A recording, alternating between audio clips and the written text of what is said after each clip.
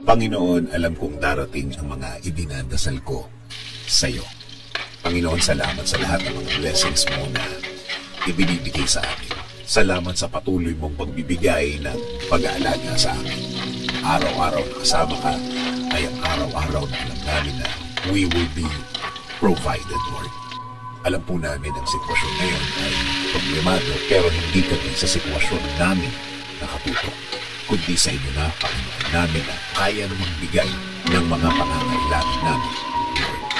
Ikaw na laging tumutulong sa amin, Lord.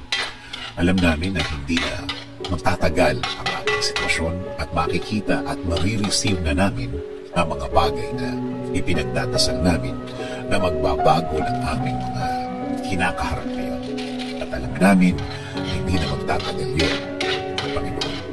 Hindi rin kami padadaya sa aming nakikita, sa mga sinasabi ng iba na hindi na magagawa ng paraan at wala ng solusyon ng aming mga problema.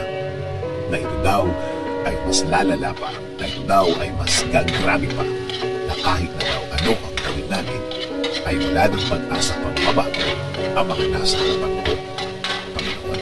Kung salita lang nila ang aming pakikinggan, kung mga sinasabi nila ang aming iisipin, Lord, para ko lang pinahina ang faith ko sa inyo.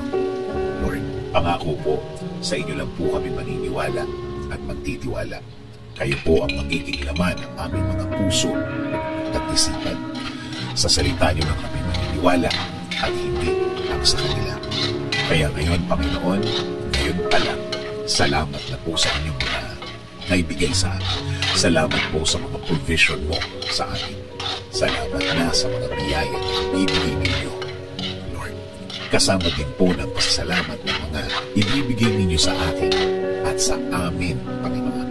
Alam po namin na ang mga bagay na ibibigay niyo sa amin ay hindi na magtatagal. Hindi na magtatagal ang aming pag-aantay.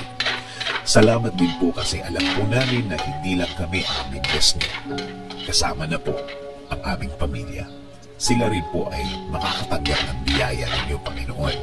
Alam po namin na hindi niyo rin sila pababayaan, Lord. And Lord, please bless our country. Kayo na po, Panginoon, ang bahala sa aming bayan. Please bless our government officials, Lord. Lead them and guide them always. Provide them with more wisdom. Give them the strength that they need, Lord. Lord, maraming salamat sa lahat. Sa lahat ng inyong ibinigay at ibibigay sa aming sarili, sa aming pamilya, at sa aming bayan. This is our prayer. In Jesus' name,